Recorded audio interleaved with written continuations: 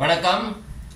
தஞ்சாவூர் மாநகராட்சியில் குப்பைகளை தரம் பிரித்து அழிக்கிறதுல மிகப்பெரிய ஊழல் நடந்திருக்கு.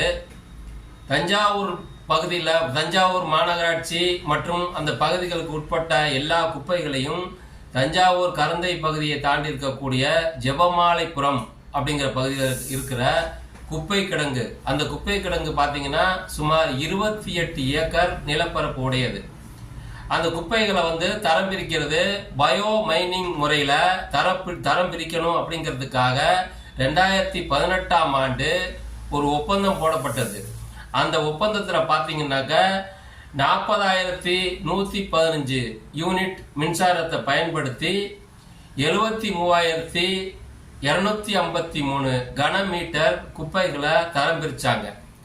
மொத்தமாக அந்த ஒப்பந்தம் போடப்பட்டது பார்த்தீங்கன்னாக்க 2,30,000 குப்பைகளை தரம் பிரித்து அழிக்கிறதுக்காக இந்த ஒப்பந்தம் போடப்பட்டது. அதன் பிறகு பார்த்தீங்கன்னாக்க 2022 வருஷம் ஆகஸ்ட் மாதம் 1,56,000 கனமீட்டர் குப்பைகளை தரம் பிரித்து அழிக்கிறதுக்காக 10.60 லட்சம் கோடி, அதாவது 10,60 லட்சம் ரூபாய்க்கு ஒரு ஒப்பந்தம் கொடுக்கப்பட்டது ஒரு தனியார் நிறுவனத்துக்கு.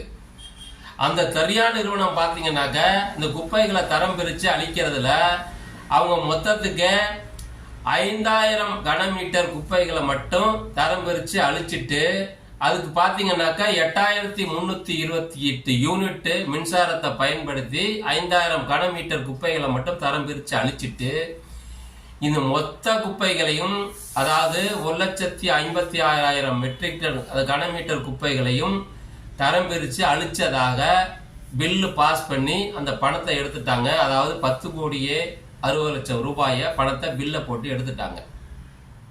இதுல மட்டும் கிட்டத்தட்ட 9,57 லட்சம் ரூபாய் 57 லட்சம் ரூபாய் ஊழல் நடந்திருக்கு.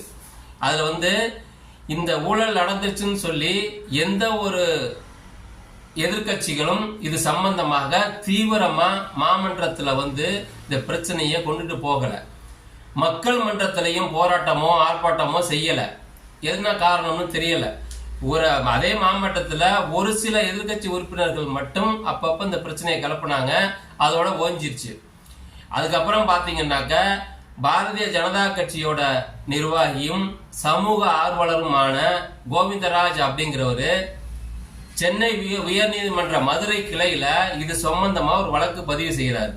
அந்த வழக்கு பல்வேறு போராட்டங்களுக்கு பிறகு இப்போ சமீபத்தில் நவம்பர் மாதம் இந்த ஊழல் சம்பந்தமா புகார் எஃப்ஐஆர் பதிவு செய்யணும் அப்படின்னு சொல்லி சென்னை உயர்நீதிமன்ற மதுரை கிளை உத்தரவிட்டதுக்கு பிறகு இப்ப இது சம்பந்தமா 4 பேர் மேல வழக்கு பதிவு செஞ்சிருக்காங்க.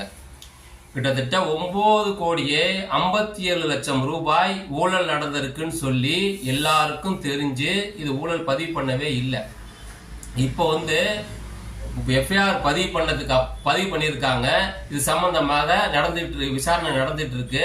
இப்ப கிட்டத்தட்ட இப்ப நீதிமன்றம் என்ன சொல்லியிருக்காங்கன்னாக்கா 9 மாசத்துல, அதாவது இந்த அறிக்கையை ஃபுல்லா தாக்கல் பண்ணணும், சார்ஜ் ஷீட் பதிவு பண்ணி நீதிமன்றத்தில் கொடுக்கணும்னு சொல்லியிருக்கிறாங்க. இது என்ன நடக்குதுங்கிறது தெரியல. அது மட்டும் இல்லாம பாத்தீங்கன்னாக்கா இந்த 2வது தடவை ஒப்பந்தம் கொடுக்கப்பட்டது, இந்த 10,60 லட்சம் ஒப்பந்தம் கொடுக்கப்பட்டது. அந்த ஒப்பந்தக்காரர் பாத்தீங்கன்னாக்க மாநகராட்சியோட ஒப்பந்த புத்தகத்துல பதிவு பண்ணியிருப்பாங்க இல்லையா, இந்த மாதிரி பதிவே செய்யாத நபருக்கு இந்த ஒப்பந்தத்தை கொடுத்திருக்காங்க. இதை கொடுத்தது யாருன்னு கேட்டீங்கன்னாக்கா முன்னாள் மாநகராட்சி ஆணையர் சரவணகுமார் அப்படிங்கிறவர் தான் கொடுத்திருக்காரு. இப்ப வேற ஒரு ஊருக்கு அவர் மாற்றலாகி போயிட்டாரு. இப்ப அந்த ஊழல் வெளிச்சத்துக்கு வந்திருக்கு. இது சம்பந்தமா ஆய்வறிக்கை செய்யறதுக்காக அண்ணா பல்கலைக்கழகத்தோட சூழ்நிலையியல் கல்வி மைய அதிகாரிகள் ஆய்வு செய்யறதுக்கு இங்க வந்திருக்காங்க, தஞ்சாவூருக்கு வந்திருக்காங்க. அவங்கள வேலை செய்ய விடாம இங்க இருக்கக்கூடிய அதிகாரிகள் தடுத்து அந்த ஆய்வறிக்கை சமர்ப்பிக்க விடாம தடுத்திருக்காங்க. இப்படி திட்டமிட்டு ஊழல் செய்யணும் அப்படிங்கிற நோக்கத்துல முழுக்க ஊழல் செய்யணும் அப்படின்னு சொல்லி கிட்டத்தட்ட 10,60 லட்சம் ரூபாய்க்கு போடப்பட்ட ஒப்பந்தத்துல 9,57 லட்சம் ரூபாய் ஊழல் நடந்திருக்குன்னு ஆதாரப்பூர்வமா தெரிஞ்சிருக்கு. இது சம்பந்தமா பத்திரிகைகள்ல வெளிவந்த செய்தி. இப்ப பாத்தீங்கன்னாக்கா இது போல எல்லா விதமான பத்திரிகைகள்லயும் இந்த செய்தி வெளிவந்திருக்குது. எல்லா தினசரி நாளிதழ்கள், வார நாளிதழ்கள் இப்படி பாத்தீங்கன்னாக்கா தெரியும். ஆங்கில பத்திரிகை, இந்த ஆங்கில பத்திரிகையில வந்திருக்குது.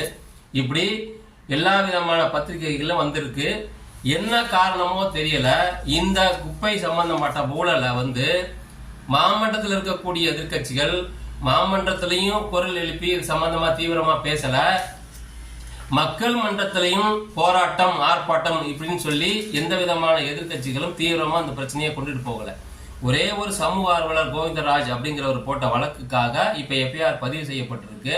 இது சம்பந்தமாக மத்திய அரசு தலையிட்டு இடி நேரடியா இதை ஆய்வு செய்து இந்த மிகப்பெரிய ஊழலை கண்டறிஞ்சு சம்பந்தப்பட்ட நபர்கள் மீத உடனடியா நடவடிக்கை எடுக்கணும், மக்களுக்கு தீர்வு கிடைக்கணும் அப்படிங்கிற ஒரு சமூக நோக்கத்துல, நல்ல எண்ணத்துல இந்த வீடியோவை பதிவு செய்யறோம். இது சம்பந்தப்பட்ட ஆதாரங்கள், எஃப்ஐஆர் அறிக்கை மற்றும் இந்த பத்திரிகைகள்ல வந்த செய்திகள், இது சம்பந்தமா எல்லாமே கமெண்ட்ல உங்களுக்கு நாங்க கொடுக்குறோம். இது எல்லாமே நீங்க பார்க்கலாம். என்ன காரணமோ தெரியல, வழக்கம் போல இந்த திரவிடியா மாடல் அரசோட ஊடகங்கள், தமிழ்நாடு இருக்கக்கூடிய ஊடகங்கள், அதாவது இந்த மீடியாக்கள், டிவி சேனல்லாம் பெரும்பாலான டிவி சேனலுங்க இதை ஒளிபரப்பல. இனிமேலுக்காவது ஒளிபரப்புவாங்களான்னு சொல்லி பார்ப்போம். ஏன்னா அவங்களுக்கு தேவையானது கிடைச்சிருது அப்படிங்கிறதுனால இந்த விஷயத்தை கொண்டுட்டு போகல. இந்த ஒரு ஊழல்ல மட்டும், இந்த ஒரு விஷயத்துல மட்டுமே, குப்பையில மட்டுமே இவ்வளவு பெரிய ஊழல் நடந்திருக்குன்னா இன்னும் எவ்வளோ, கிட்டத்தட்ட 12,240 கோடி மத்திய அரசோட ஸ்மார்ட் சிட்டி ஃபண்ட் இந்த தஞ்சாவூர் மாநகராட்சிக்கு வந்திருக்கு. அதுல எவ்வளவு பெரிய ஊழல் நடந்திருக்கு அப்படிங்கிறது யாருக்கும் தெரியல.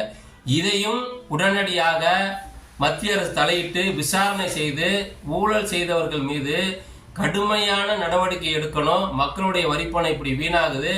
இது போலதான் தமிழ்நாடு முழுவதும் இந்த திரவிடியா மாடல் அரசு இந்த மக்களுடைய உழைப்ப உறிஞ்சி ரத்தத்தை குடிக்கிற மாதிரி குடிச்சு இந்த திரவிடியா மாடல் அரசு செயல்பட்டு இருக்கு. வரக்கூடிய 2026 சட்டமன்ற தேர்தலில் இது அனைத்துக்கும் நாம முடிவு கட்ட வேணும். ஆட்சி மாற்றம் ஏற்படணும், அரசியல் மாற்றம் ஏற்படணும். இது எல்லாரும் ஒற்றுமையா இருந்து இந்த திரவிடியா மாடல் அரசை வீட்டுக்கு அனுப்பணும் அப்படின்னு உங்க எல்லாத்தையும் கேட்டுக்கிறேன்.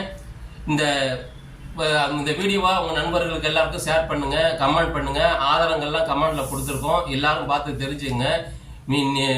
இடி நேரடியா தலையிட்டு இதை விசாரணை செய்யணும் அப்படின்னு கேட்டுக்கிறேன். நன்றி.